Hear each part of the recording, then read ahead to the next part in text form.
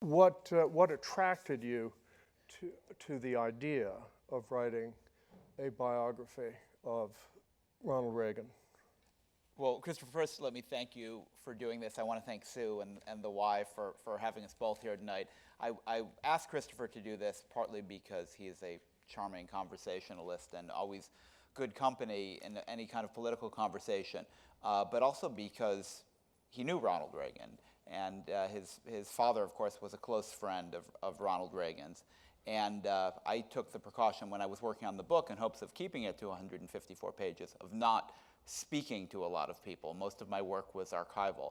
But now that it's out, I feel free to speak to people I'd like to about Ronald Reagan. So there will be a component tonight, I hope, of me interviewing you as well. But to answer your question about why Reagan, it has struck me with mounting force that my own residual views about Reagan from the Reagan era were looking increasingly wrong. But also I felt that in addition to the standard liberal view of Reagan missing some of the biggest things that we've learned since Reagan left the stage, I think the conservative view of Reagan is wrong in a lot of ways. So I hope to do a book that would argue that everybody is wrong about Ronald Reagan, that the people who didn't like him should probably like him a lot better, and the people who did like him probably liked him for the wrong reasons. That's a lot to accomplish in 154 pages, but I think you accomplished it admirably well. What was, how many, the process, how many books did you read in preparation for this book? Well, I tried to read all of them. All of them? I mean, I read all of the big biographies. I read a lot of the analytical work. I did not go back and read all of the journalism that was done sort of day by day and week by week while Reagan was president. What I did not do, in addition to not interviewing people, is I did not do a lot of archival research. However, I did spend some time at the Reagan Library. Which you refer to from time to time in the book. You refer respectfully, but I think fairly, to his diaries as having, which he kept, I think, daily, as recording in mind-numbing detail the number of haircuts he had, the number of squirrels he fed. Every movie he saw, every doctor's appointment, and it really is a kind of chronicle where it's sort of fascinating in how not fascinating it is, that he felt this compulsion. I mean, one of my discoveries working on the book was that Reagan was a really good, interesting, and highly persuasive writer. And he wrote in a particular way, which we can talk about. I mean, he was trained as a radio commentator, and he really wrote for the voice. Tell about the fascinating detail. He narrated some 600 baseball games for WHO. Tell a little bit about this. This is the very early. This was, I think, Ronald Reagan's first job out of college. Yeah. Well, I think this counts as his favorite story. But when he was working for WHO in Des Moines, and then also in Davenport, the job he had was providing the color for Cubs games. But he had to make up the color for Cubs games because he wasn't at the Cubs games. He was on the other end of a ticker tape that gave, in actually telegraphic form, foul, ground out to first. And he had to say, oh, it's a beautiful day at Wrigley Field. And he would try to make everybody feel, and really did. And there's this description of one of his girlfriends at the time of him in this booth reading the ticker tape and gesticulating and sort of putting himself in this story, creating a story around it. But anyway, he would do this, and once in a great while, the ticker tape would go out. Didn't it famously go out for? Exactly. It was the middle of a game, and the ticker tape went out, and he had to improvise. And he said, well, foul ball, another foul ball, another foul ball. And he went on, I think, for about 12 minutes like that, desperate, and he just couldn't do any more. And finally, the ticker tape came back on, and he said whoever it was had fouled out on the first pitch. There's so much to talk about, but what most, and we don't have to do this chronologically according to his bio, but what most surprised you about Ronald Reagan as you learned more about him? Or what, to put it another way, what prior conception that you might have had was most challenged?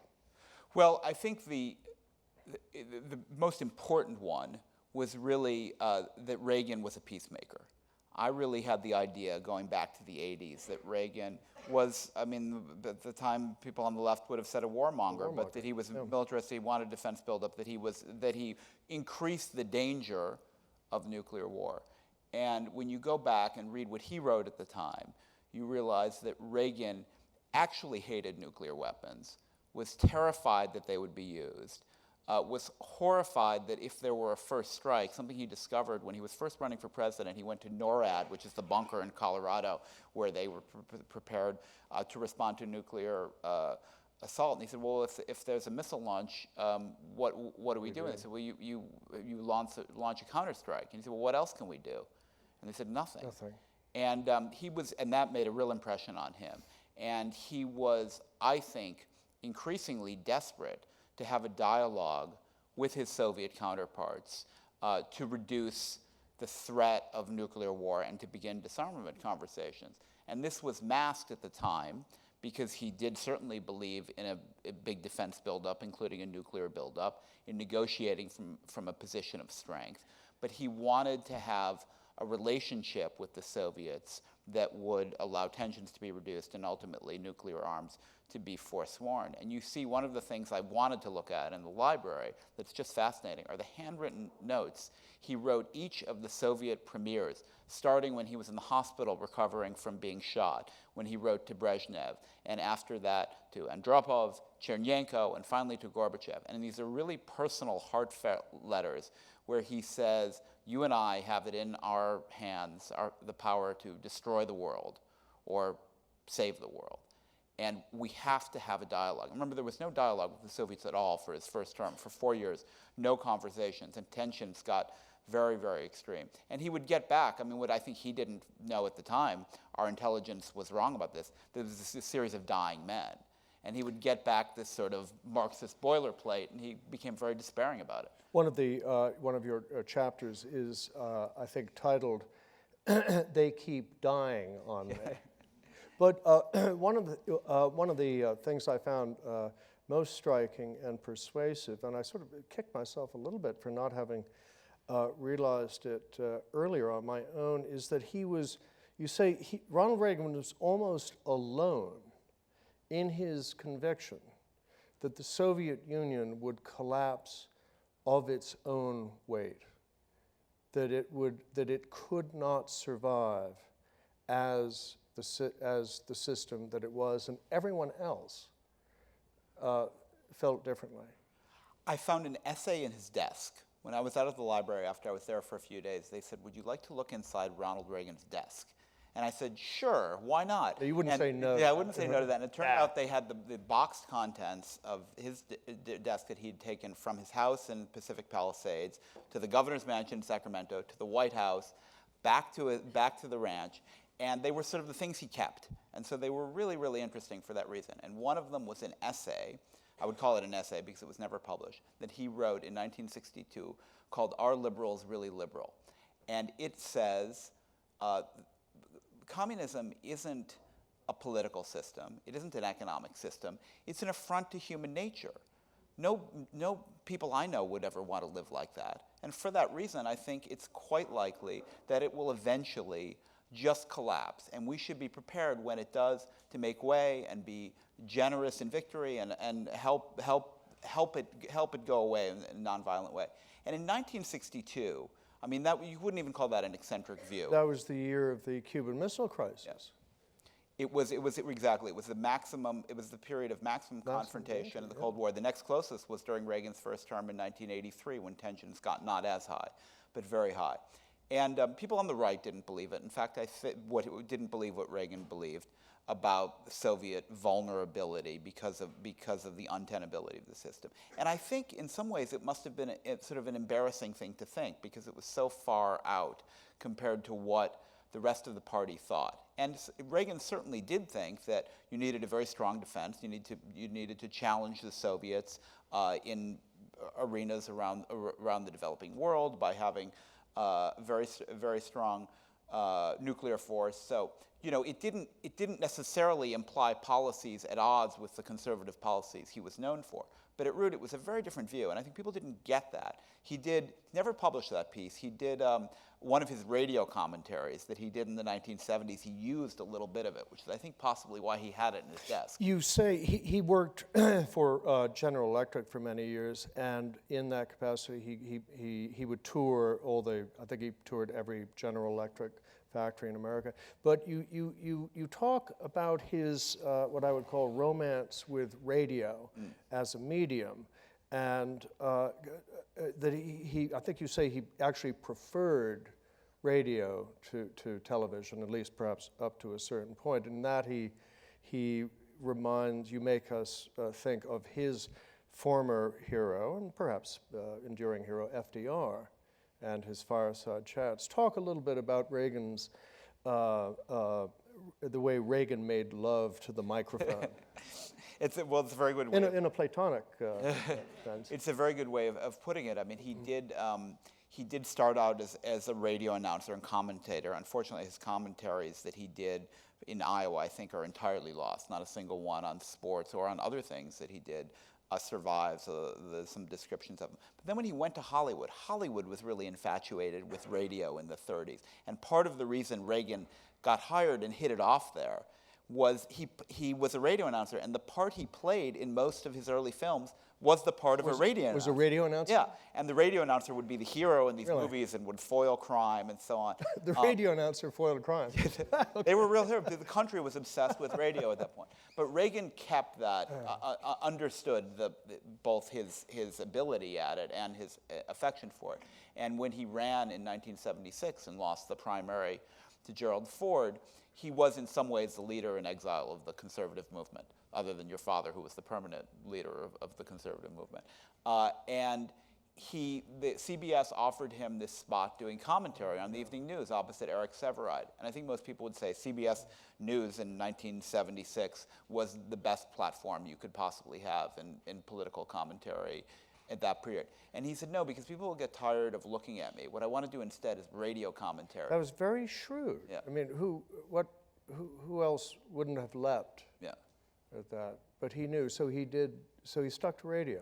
Well, what he said was, when people see you all the time, they get tired of looking at you. But if they hear your voice, their imagination is at work.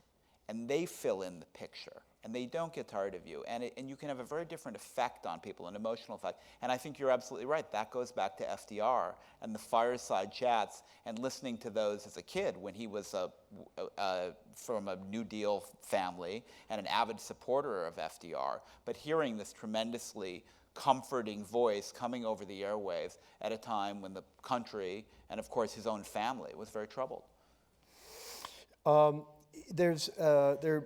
There are many ironies embedded in Reagan's life. The Secret Service agent, Jerry Parr, who threw Reagan into the limo after John Hinckley's shots went off, he had been inspired by a movie that he saw as a young man, had he not? Jerry Parr? Why don't you finish the story? Well, Reagan, one of Reagan's early movies, I think, he played a Secret Service agent with as our late friend Christopher Hitchens would put it, the unimprovable name Brass Bancroft. Brass Bancroft, that's right. And, I miss him. I miss them both. The idea in the movie is that someone has developed an inertial projector weapon that destroys incoming missiles. Of course, an impractical idea. But as I recall, Jerry Parr, who saved Reagan's life by directing the limo to George Washington Hospital and not the White House, because seconds were ticking. Reagan lost, most of his blood, I think, by the end of that day, was inspired to join the Secret Service because of this movie. And tell us a little bit about what ended up being a very determinative aspect of Reagan's theory of nuclear weapons and deterrence. Yeah, well, there's so many threads there, Christopher, to pick up on that are fascinating. I mean, one is these Brass Bancroft movies where he played this heroic Secret Service agent, and these were made at Warner Brothers, which was known as the New Deal studio. And the idea that they were lionizing federal agents, these government heroes, is so interesting, partly in contrast to Reagan's later view of government. And I think that when he worked for GE in the 50s, which you referred to as really when he made this switch from thinking, government was good to thinking government was kind of all evil. But that's exactly right. I mean, in these movies, they had these, sort of fantastical science fiction contraptions. And one of them, he's fighting counterfeiters, and one of them, he's fighting smugglers. And one of them, he's fighting these German spies. And of course, Warner Brothers wanted the United States to get in the fight in Europe. And there were congressional hearings, actually, about that, because they were thought to be the warmongering studio. But one of them, it's very striking because there's this thing called the inertia projector, which is a totally made-up thing. But what it can do is it can shoot planes that would be coming to bomb you out of the sky at 40,000 feet. And there's this language in the film that Reagan delivers about, it would be an impregnable shield. Weapons wouldn't be necessary. And then when Star Wars came up, and Star Wars was, you have to say, based in large measure on Reagan's magical thinking. Star Wars being the nickname for the Strategic Defense Initiative. Yes. The idea that we could shoot down incoming Russian missiles. Yeah, and Reagan really thought of it, and the scientists who presented to him said, well, the technology's not there yet, but there are these different theories of how you might get some of them. And Reagan, from that point on, just thought it was an umbrella that you could put up and we'd be protected. And when it was pointed out to him, well, wouldn't this undermine the idea of deterrence? Because the Soviets, their first strike wouldn't work, so they would be vulnerable to a first strike from us. He said, well, we'll give them the umbrella too. He offered to share the intelligence, to share the scientific knowledge. He did when he first met Gorbachev at Geneva. He said that, and Gorbachev said, "You won't even give us the current technology on milking cows." But his advisors went absolutely bananas when he did this, didn't they? I mean, well, it's interesting. So this is at the beginning of the second term. And part of what I think is misunderstood about Reagan is so many people, particularly on the right, see the second term as the culmination of this first term defense buildup. Mm-hmm. We became more powerful, and the Soviets essentially caved, surrendered. They knew that we were driving them to bankruptcy, and they realized they couldn't match us. I don't think that's what happened at all. I think the first term defense buildup didn't get Reagan what he wanted, which was a safer world, which was arms control talks, which was a dialogue with the Soviet. And he switched course when he was reelected and became kind of a disarmament radical. And part of that was this idea he had about the Strategic Defense Initiative, that we could build this shield so we'd be able to live without nuclear weapons. But at that point, he was really mystifying a lot of people in his administration. And the ones involved in foreign policy and arms control who understood what he was talking about were generally against it.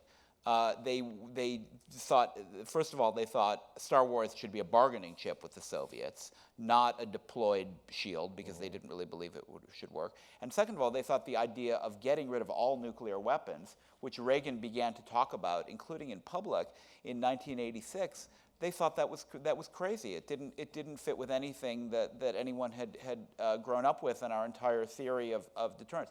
One person supported him. You know who I'm talking about, George Shultz. George Shultz. George Shultz. And I think George Shultz is, of the people who never got the Nobel Prize, Shultz really should, because Shultz, when really everyone else in the administration was against Reagan in some ways and thought that this turn towards nuclear disarmament they thought he'd lost his marbles. Shultz said, this is real. The president thinks that we have to be prepared to do it. And Shultz supported it, too.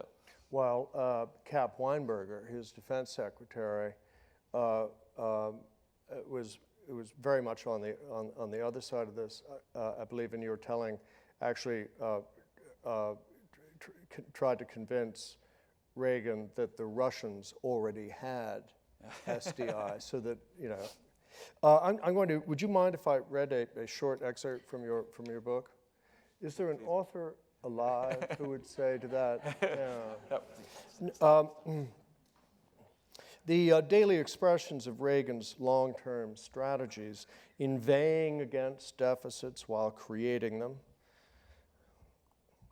He created deficits? I didn't know that. Aspiring to eliminate nuclear missiles while increasing them were often inconsistent. Failure to choose between opposing alternatives sometimes produced a zigzag pattern in his presidency, but a tolerance for cognitive dissonance, like other forms of irrationality, can be an effective negotiating tactic. The Soviets, like Tip O'Neill, they're often thought of in the same breath, were never quite sure which Reagan they were bargaining with. His ability to live with contradictions was, on balance, more blessing than curse. I thought that was a fascinating insight. Let's talk a little bit about Reagan's personal aspects of Reagan. He had an ability to. He was Whitman-esque. He contained multitudes. And many of the multitudes seemed very opposite. He was the most genial and sunny of dispositions, and yet he had an ability or tendency to distance himself psychologically. Even you quote, I think, Nancy Reagan, who surely knew him better than anyone, saying that you can only get so far with Ronnie. Talk a little bit about where that came from. Well, I will, but let me ask you just to say a little more yourself, because you must have first met Reagan when you were a teenager. How old were you when you first met him? Well,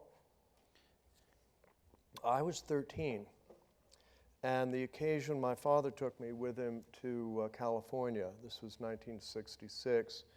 Reagan was governor. My dad was doing a series of firing line tapings, including a taping with Robert Vaughn, the man from U.N.C.L.E., which so I was much more excited about meeting Robert Vaughn. But we stayed at the executive mansion in Sacramento. And the first night, Reagan gave a cocktail party for my father. And, many people came.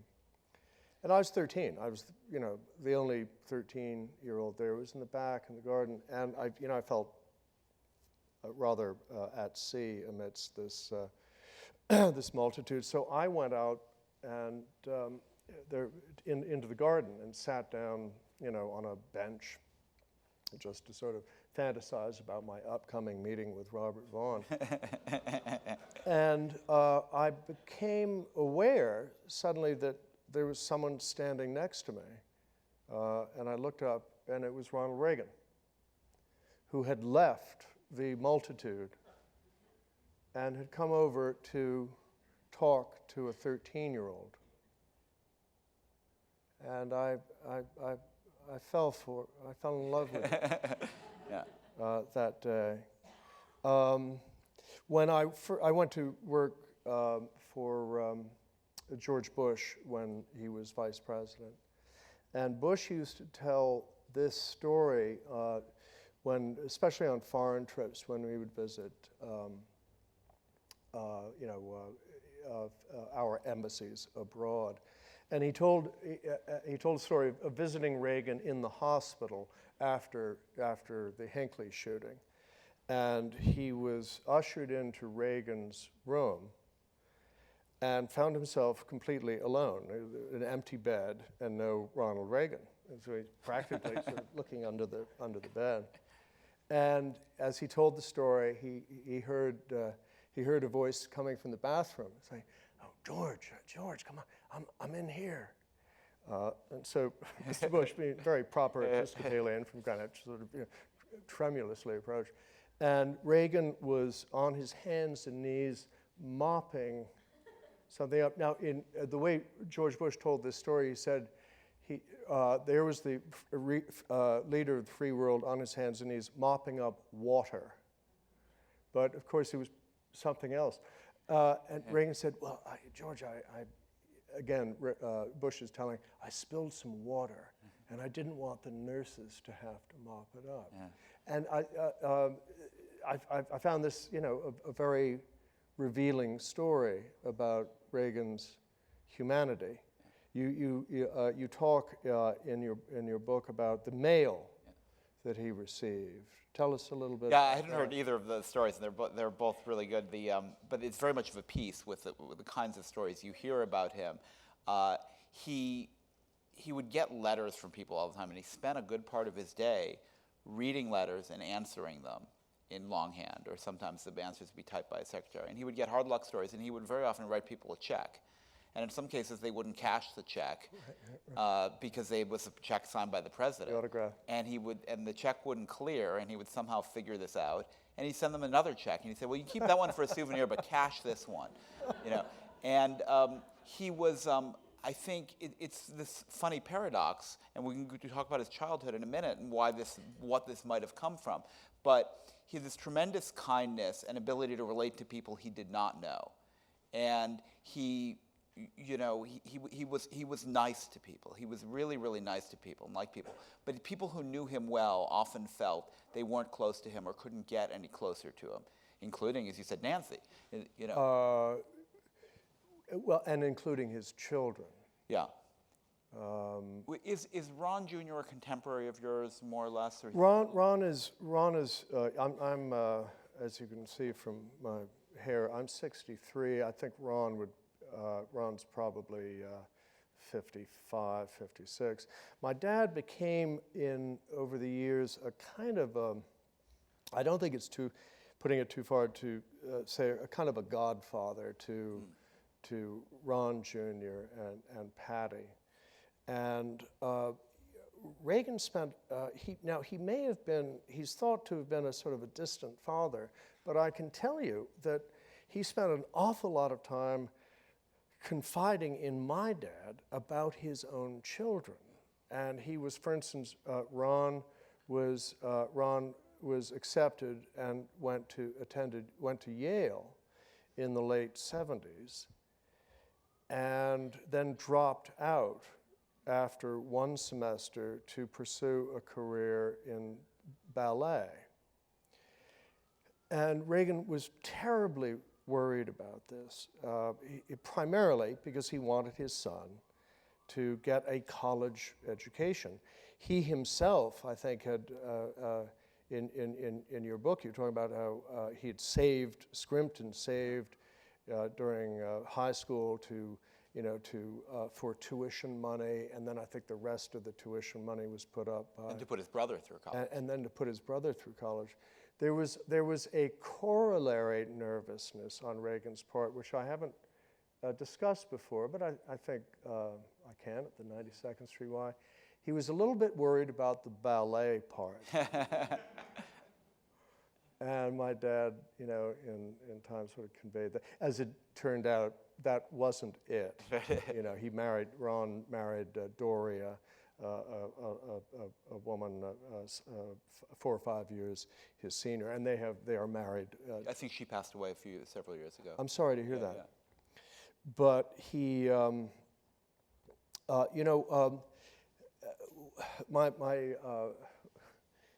Reagan was. I think he at some point had on his desk at the White House one of those. It was sort of a motto saying, "There's no limit to what a person can accomplish if they don't care who gets the credit." Yeah. Did Reagan strike you as sort of a maybe ego-less? Isn't quite the right word, but you're a student of history. You're familiar with many presidents.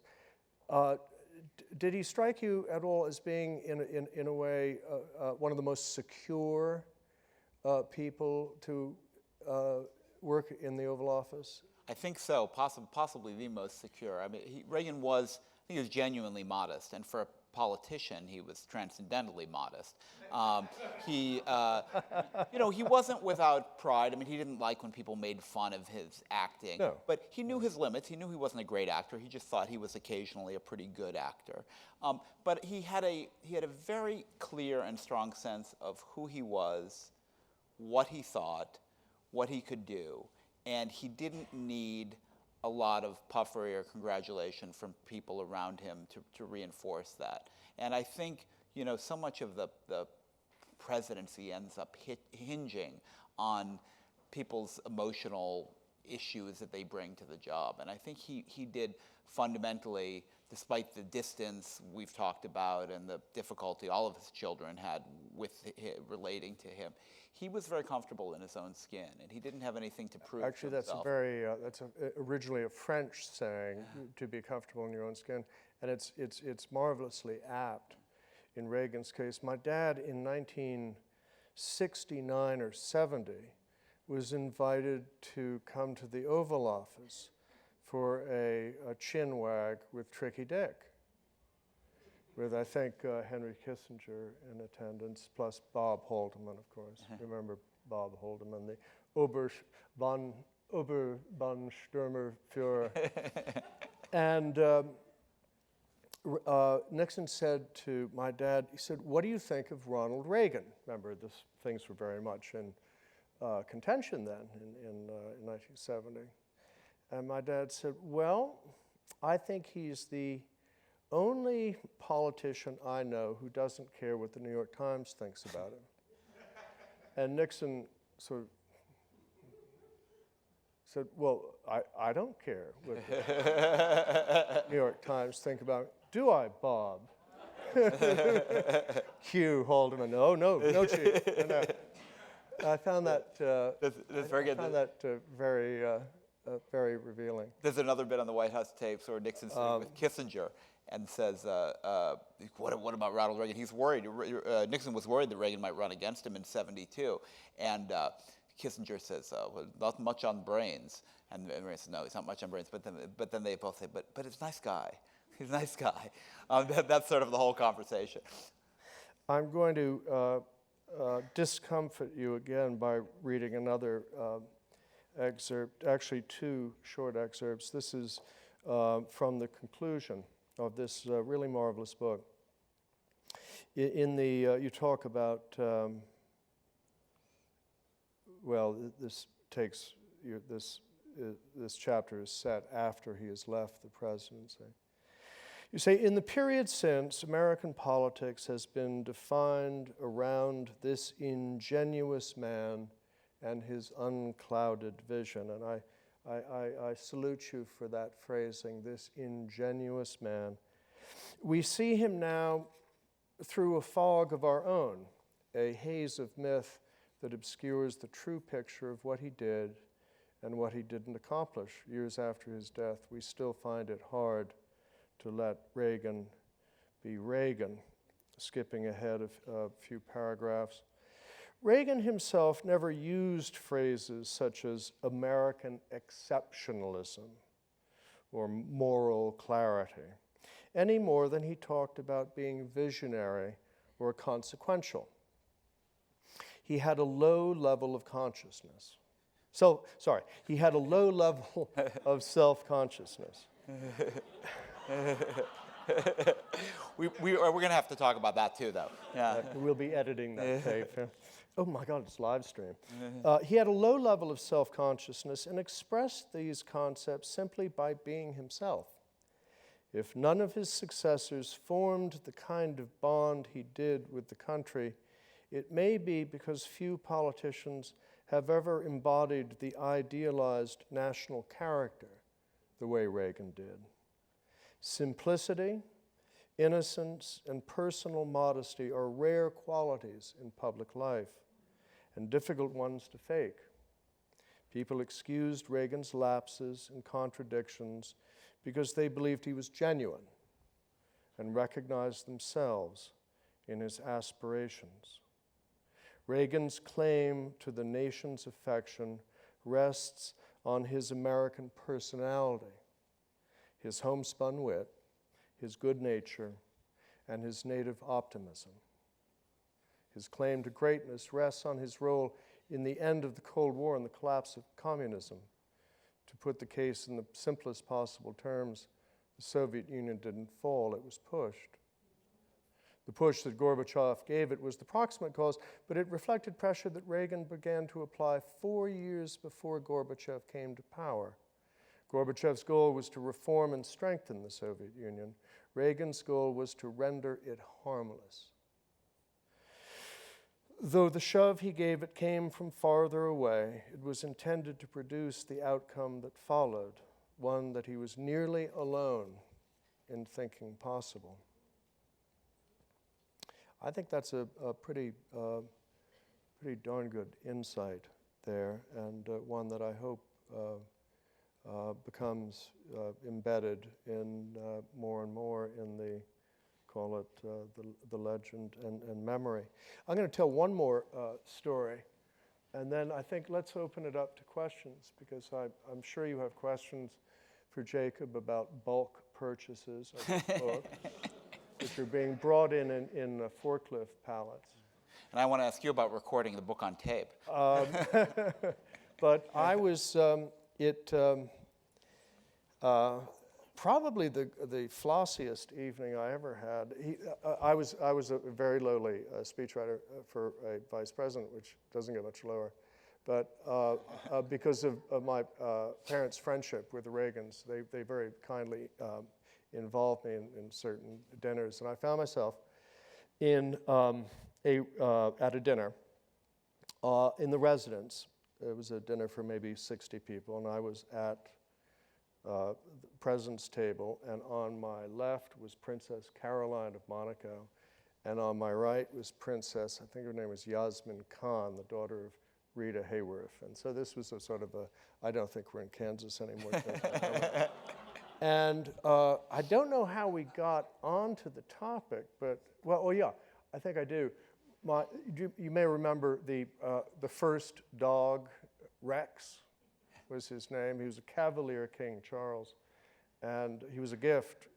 Actually, not even a gift.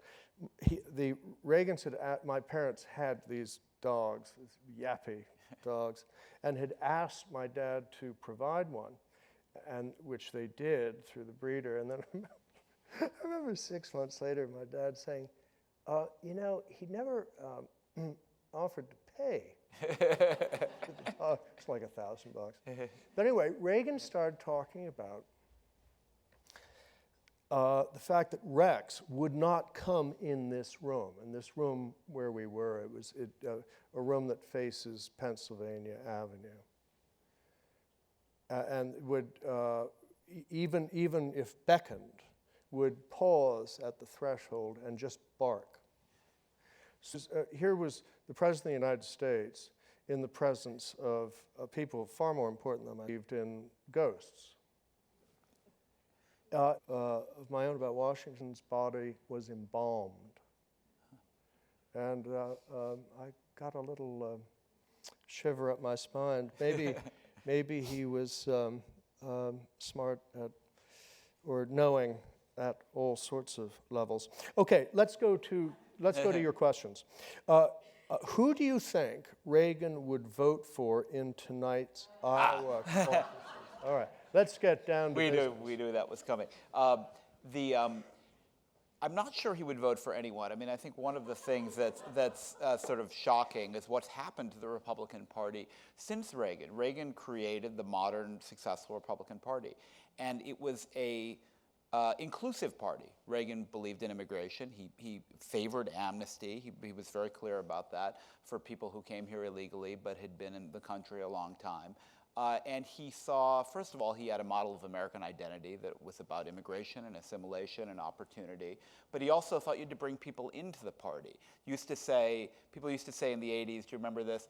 The Democrats look for heretics and the Republicans look for converts. That was very Reagan. good. And we look at the Republican Party now, and to me, it just is temperamentally in every way become the opposite. It's nativist, it's nationalistic, it is increasingly narrow-minded, and it's pessimistic. and negative about the country, when Reagan was, of course, eternally optimistic. So I think the whole tone of what's happening in the primaries, to me, is, they invoke, in that first debate at the Reagan Library, Reagan was invoked 42 times. They only invoked God 16 times. Which gives you a sense of the hierarchy in the party, but they're not being like Reagan. In some ways, Rubio is a little more Reagan-like because he's positive, at least.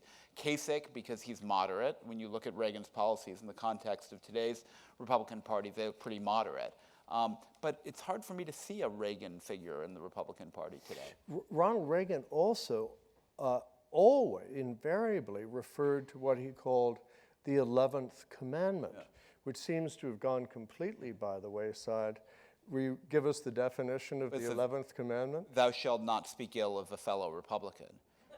Which he came up with, was actually something that the state chairman in California had said, and Reagan started using it because when he was running in the primaries, when he ran for governor the first time in California, he wanted to go after the Democrats. He didn't want to be bogged down running against this guy who'd been the mayor of San Francisco, was running against him for governor. So, and then, of course, he used that anytime he didn't want to, got put in a position, he would have to say something negative.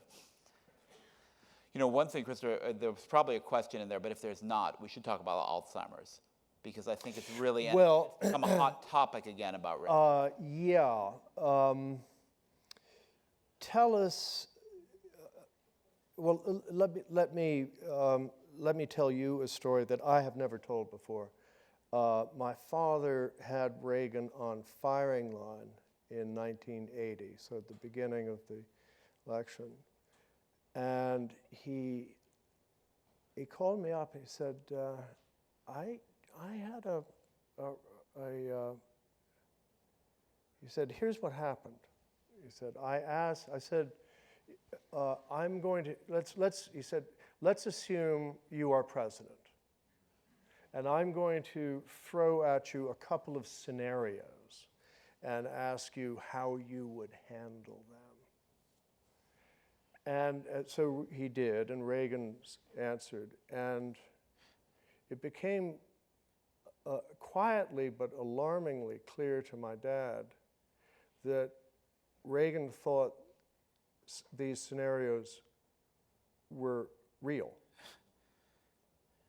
And so he said, I can't tell anyone on earth this, but this is what happened. So this was 1980. When he was running. There was, now you could, look, maybe he was tired, and we all get tired, but, and who knew that Alzheimer's lurked in the wings. What's your own take on when Alzheimer's may first have presented? 1986. But it doesn't mean that he wasn't starting to slip and show signs of old age before that. Clearly, his hearing was getting worse, his ability to recognize people was getting worse from his first days in the Oval Office, and after he was shot, which was a traumatic physical experience. Sure, yeah. He got markedly worse, and a lot of people around him observed that. But his son, Ron Jr., says in the book he wrote about him, My Father at 100, which I think was a really good book. Very good book. He says that's when, 1986 was around when he started to really notice it. Was this after the cancer operation? I'm trying to remember the exact sequence. But about yeah. I mean, what's interesting is it's right around the time of Iran-Contra, and Reagan gave this very embarrassing testimony where it sort of became evident that the whole question of what he could remember didn't really have any meaning because he didn't remember what he remembered, and he was confused. Of course, Alzheimer's is you have good days and bad days, but his son says it was really noticeable then. And there was this very interesting study that these Alzheimer's researchers did where they went through the transcripts of all his press conferences, and they compared the first term and the second term.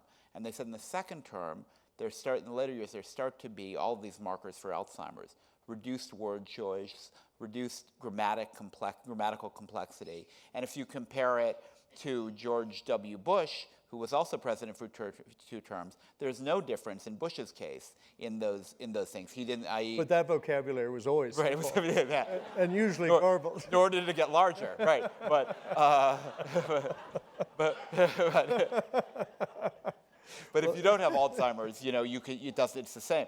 And but it's interesting. Bill O'Reilly wrote this book, Killing Reagan, which was a bestseller and says, well, Reagan, he doesn't quite say Alzheimer's started to affect Reagan after the assassination attempt, but he paints a picture of Reagan really being worse mentally after he was shot. And he's now, Bill O'Reilly, if you can imagine, is now being attacked by George Will and other people on the right, saying you're lending support to this liberal myth that Reagan was mentally out of it after 1981. In fact, what O'Reilly describes is pretty accurate. When he came back after 81, he was worse at remembering people's names. He sort of tuned out. I think this goes back in some ways to his childhood, and this was in some ways a psychological manifestation. I mean, certainly it was physical. His eyesight wasn't good. His hearing. He didn't have a pair of glasses until he was, I think, 13. Yeah. And he was astounded at suddenly the new world before him when he put on his first pair of glasses. And what's marvelous, the story is he was driving in the car and his mother had glasses and he put them on for some reason and suddenly everything was clear. And then he took them back off and he didn't like wearing glasses after that. And people always thought it was because he was a vain Hollywood movie star. It might have been part of it. He didn't like how he looked in glasses. But he didn't like looking at the world through glasses. He liked the things a bit fuzzy. It was part of this thing about living with contradictions, not having to resolve things, not being precise. I think there was a kind of element of cultivation in this fogginess around him. And of course, there's, a poetry or tragedy or poignance, however you want to put it, that at some point this becomes genuinely physical and he's suffering from Alzheimer's and he's not choosing not to see things or remember things. He's not remembering them. He wrote a farewell letter to the American people in 1994, which I find impossible to reread without emotion. What you all have surely seen it. What I find remarkable about it, aside from its grace and lack of self-pity and eternal optimism, is that it was a first draft. It was handwritten. One word is crossed out. He wrote this in one take. Yeah. It's a short letter, but it's him. You can tell it's him. It's in his shaking handwriting. But that was how he wrote. And again, it goes to this point about writing for the voice rather than the eye. When he wrote these radio commentaries, which I think more than anything else give the lie to this idea that Reagan was adult, because these are really, they're not, he certainly was not an intellectual, they're not super sophisticated, but they are original, they're clear, they're well expressed, and they're handwritten first drafts. And there's a book that collects them that has many of the pages. The notes. Is this Doug Brinkley's?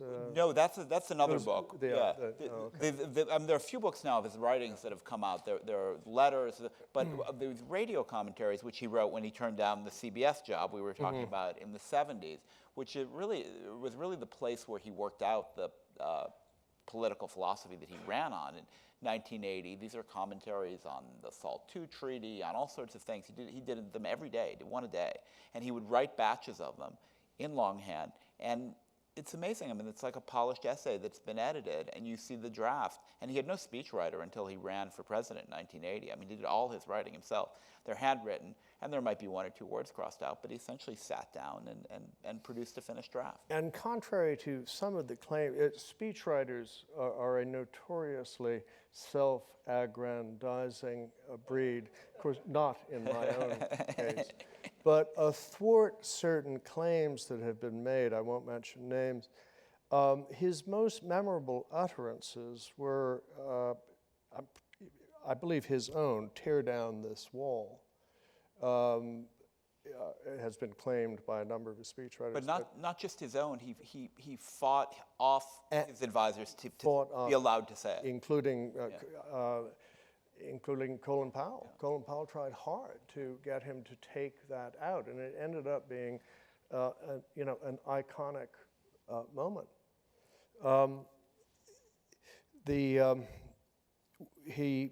You write that after he also, he knew he had the actor's skill he knew how to make an exit. And after he said farewell to the American people, as you say, he vanished into a mist. A story that and died 10 years later. He wrote us that letter in '94 and died in 2004. And his Alzheimer's progressed to a very serious point. And what he loved to do at his home in Beverly Hills or Bel Air, I guess, was to rake leaves. He would rake leaves for hours. And then when he was done raking them, his Secret Service agents would gather up the leaves and redistribute them over the lawn, which I find a very touching story. Well, you've written a wonderful book, my friend, and I urge you all to read it. It's a short and important and beautiful appreciation, and I think you showed great generosity of spirit as a card-carrying member of the vast left-wing conspiracy in writing it. And I, on behalf of the vast right-wing conspiracy, I thank you for it. Thank you.